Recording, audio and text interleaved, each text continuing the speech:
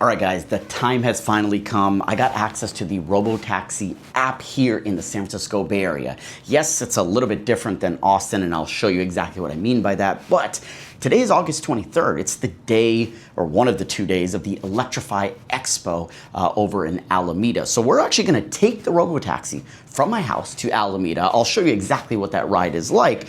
It's about 23 miles away. And when I click on it, it's saying it's going to be about $58. So I'll show you what that is in comparison to other similar ride-sharing apps. And let's go. And it says a ride can arrive in about 7 minutes. Not bad. Anyway, let's call this Robotaxi and see what it's like taking a Robotaxi here in the San Francisco Bay Area. Okay, first thing experienced, I booked the ride, and it said it was 8 minutes away, but upon booking it, got a little weird error on the screen, but also it says now that my ride is 23 minutes away. It's coming from Palo Alto across the bridge. I'm over in Fremont, so that's a little misleading, but anyway, we'll wait 23 minutes and so our ride will come, and it'll take another 23 minutes to get there, so yeah, getting a little late, but anyway, it's for testing purposes. All right, so it's been about 20-ish minutes, and the Robotaxi is right around the corner. So we're patiently waiting. I'm waiting for it to come down the street. I can see it on the map here. It's kind of exciting. I mean, pick it up from my house. So I checked the pricing. Pricing seems to be on par with Uber, a little bit less than Lyft. So seems to be priced good. And from what I've seen and heard, no tips. So that's kind of nice. But here it comes. Let me show you. There it is. There's the Robotaxi. It's pulling in, coming in hot.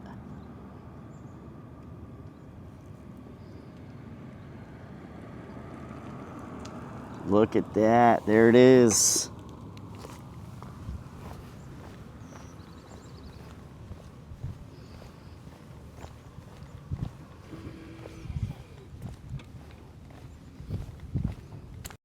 Okay, when getting in the car, the first thing is you can't do anything. You're greeted, but you can't do anything to start the ride until you fasten your seatbelt. And it instructs you to do so. As soon as you fasten your seatbelt, you can then initiate the ride from either your mobile app or the rear touch screen just by clicking Start Here. And it's pretty nice. It shows you your route. It shows it to you on the map. It tells you how long it's going to take. The same thing shows in the mobile app. Even in the mobile app, you've got controls to your volume, your HVAC, the music, and so forth. But overall, the rear screen in the back is nice. It's nice to be able to see and know and anticipate when you're arriving. But on top of that, like I said, you've got access to HVAC controls. So if you're feeling cold, you can warm it up. If you're feeling warm, you can cool it down. But whatever you set it to affects the front HVAC as well. So I feel that this is a missed opportunity. Something that could be improved on is if I pumped up the heat all the way, I got to be considerate of my driver because he's going to be affected. So if I want to make it really warm, he might end up sweating, and that kind of sucks for him. Now, I did notice that there are limiters to the HVAC, so I couldn't go blasting it to 90 degrees. Of course, you also have access to YouTube, games, music, and so forth. But whatever you do on the rear screen is affected on the front speakers as well. Now, right here, you'll notice that the car has paused. It's waiting for cars to pass, and it's blinking blue. Now, those of you with FSD in your cars, you know that the system usually blinks blue when it catches you not paying attention. Now, in this case, the driver was paying attention. He did not touch the steering wheel, and the blue blinking light went away. So I thought that was an interesting call out. Now, for the rest of this video, I'm going to fast forward just to not bore you on a 50-minute drive in a 50-minute video. Most of the time when we're speeding through it like this, there's no interventions. There's nothing going on. I'll slow down and pause if there's something to call out. But a couple of key call outs on this drive. Number one, the driver, as you can see, is barely touching the steering wheel. Number two, his feet are not on the pedals. There were a couple times I did notice his foot to be very close to the accelerator pedal. However, it was very hard for me to verify whether he was pressing the accelerator pedal to push the vehicle forward or not. I think for the most part, he was not. The second big call out is you'll notice that the driver is wearing sunglasses. Now, those of you with FSD know that there is a camera inside the vehicle that observes and makes sure that you are paying attention. Now with Robotaxi, you don't need to be paying attention. Currently, the laws are that we do need to have in California a driver present, but ideally with this Robotaxi software, he doesn't need to be paying attention. Now, I don't know. I mean, I know with my FSD and the FSD that all, Tesla drivers who have today, if you wear glasses, it's very hard for the camera to distinguish whether you are looking forward or not. So this was kind of a little weird, right? He could be wearing glasses, which could cause the system to not be able to see his eyes and thus make it look perfect. But I did verify this with another ride after where the driver did not have sunglasses on, and the driver was definitely not looking at some points, and the system did not flag. So anyway, onwards and upwards, we will continue with this drive, and I will call out anywhere where we have any issues. But as you can see right now, it's working perfectly. Drove the local roads and merged right onto the freeway without an issue.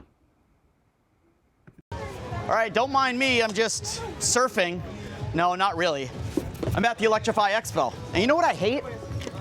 I hate pollution in our oceans, and that's why I like today's channel sponsor, eRange EV, because what they're doing is every tire that you buy, they're removing 2 pounds of waste out of our oceans. And it's one thing to be environmentally clean and taking care of the environment and stuff like that, but it's another to make a really good tire. Now, I've used these eRange EV tires for 10,000 miles, and I absolutely love them. You've heard me talk about them before, and I'm talking about them again. Listen, don't take my word for it, but these guys, I've had increased range. They're super quiet. My kids love them when I'm driving in them, and that's due to all the technology that's built to these tires. If you have an EV, you want to get tires that are specifically made for electric vehicles like the eRange EV tires. They've got silent tread technology, which keeps the ride really quiet. They've got Eco Point 3 technology built into this. Look at this tread pattern. See that? That's what keeps you gripped to the ground and makes your ride amazing for your electric vehicle. So, if you have an electric vehicle, you care about range, you want good driving, soft, comfortable, while still not taking away from the performance, and you want a company that's taking care of the environment by removing garbage out of the ocean, take a look at eRange EV. I'll put a link down below where you can get yourself a set of tires.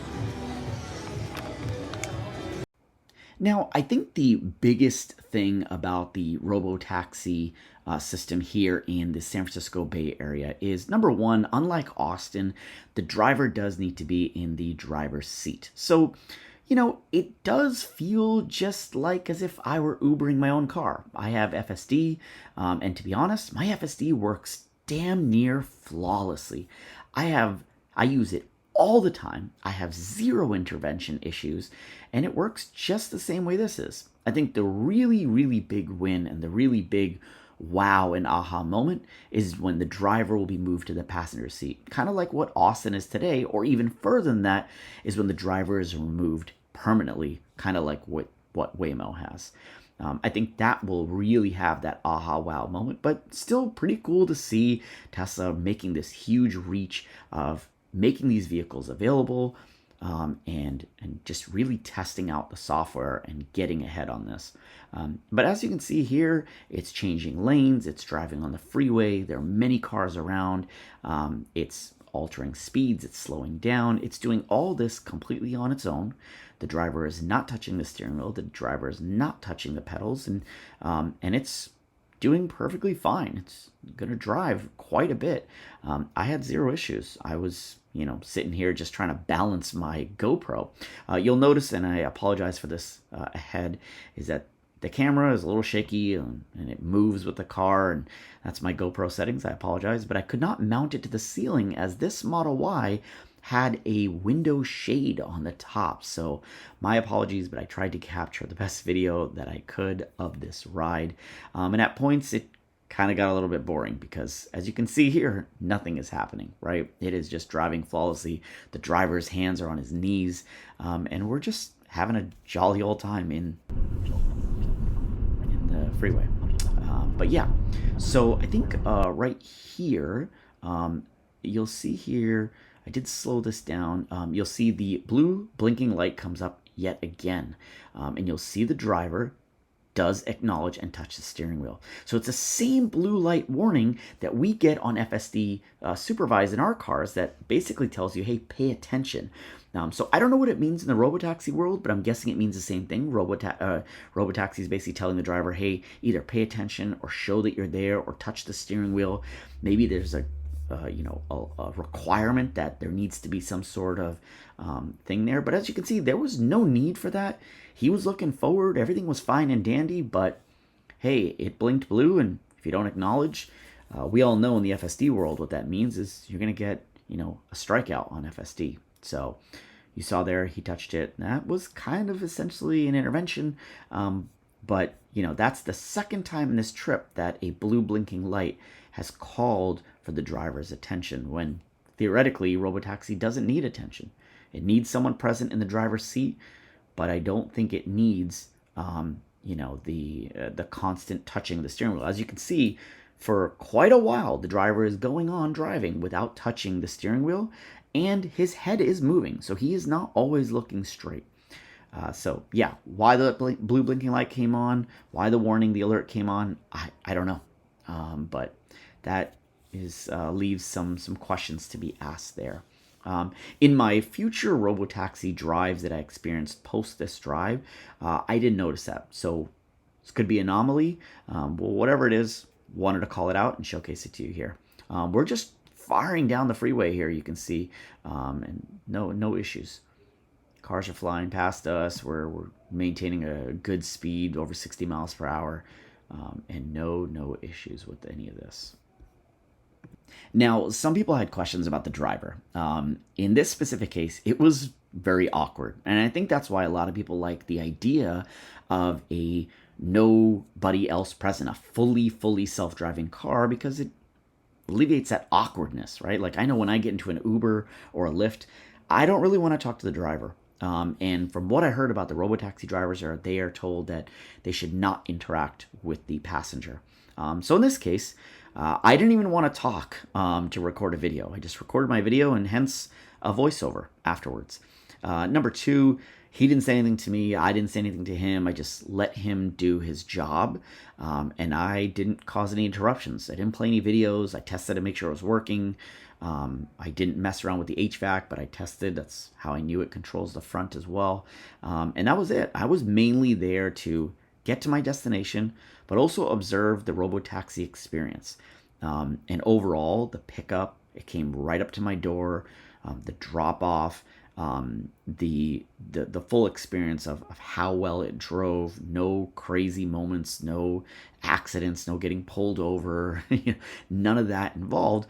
Overall, very impressed. But yeah, the driver just kind of does his own thing. I think occasionally there was a chuckle from another driver if it did something weird or something of that sort. But overall, we just kind of did our own thing. But it does create that sense of awkwardness.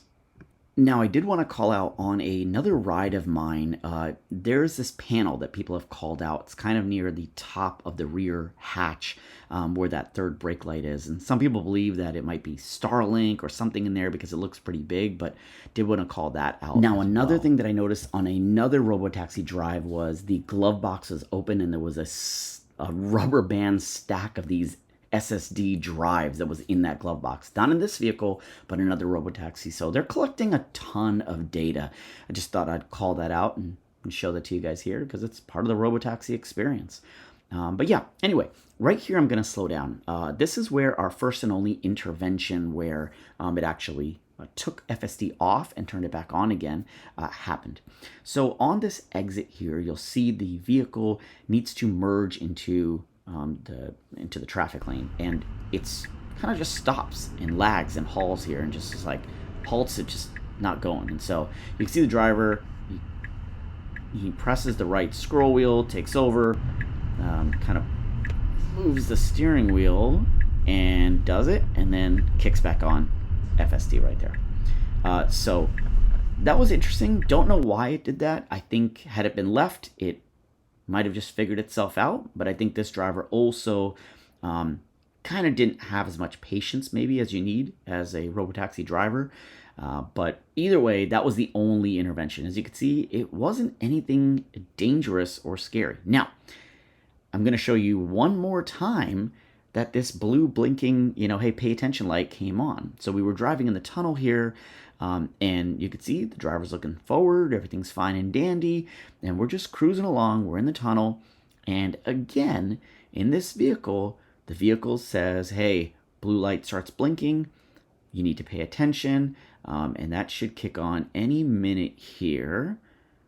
You'll notice the top of the screen, it'll start blinking blue. There it goes, and the driver kind of jiggles it a little bit on the bottom, and then has to go up top to give it a little bit more of a jiggle. And that was it. It just needed attention. I don't know why it kept doing that.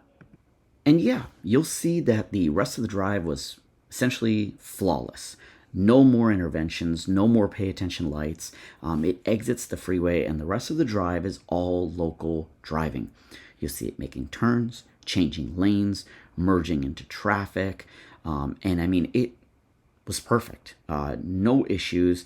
And this entire drive, I was never at fear for my life or felt like it did anything dangerous. I mean, look at this white car, just cut it off completely, and it just handled it perfectly, like as a real normal driver would. Just to think that all of this was trained off of human driving, everyone that has a Tesla, is how this system was built upon, is pretty damn impressive to think how we've come. Now all that's left is removing, the supervisor in the car. And that's California regulation. Many states are going to all have their own regulations. And once we get that, we're going to have an amazing system. And I'm really excited for it, especially, for people like my parents would love to use this and would make their lives so convenient. But yeah, let me know, what do you think? I mean, I think this drive went perfectly fine. I also did, a couple drives after this, and they worked perfectly well. I mean, just everything watching how it did. I mean, there's even a point where people were crossing the road. The vehicle handled that perfectly fine. Didn't feel like they were at fear or I was at fear or anything of that sort. And yeah, I mean, outside of it just dropping me off into a place I by mistake chose, this drive was pretty much essentially flawless. If I wasn't paying, look at the people cross, and it didn't flinch. Now, if I wasn't paying attention to the screen, I may not have even noticed the blinking blue light or the intervention. The intervention didn't even make a noise when he took over. So essentially, if I wasn't paying attention, I would have thought this was a flawless drive. But yeah, that was great. Now, I do want to show you a clip upon me leaving the event.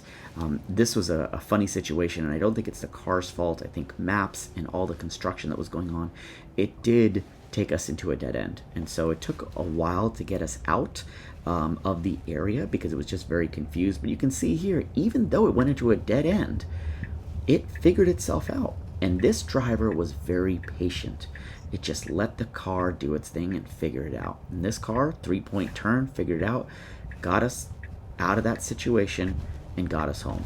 Granted, it was a long 1 hour plus drive because of traffic, but hey, it did it flawlessly. 0 interventions on the way home. So overall, I was pretty happy with the Robotaxi experience. Let me know what you think down in the comments down below. And if you like this video, make sure you hit that thumbs up button. And don't forget to subscribe to the channel. And I'll catch you guys next time. See ya.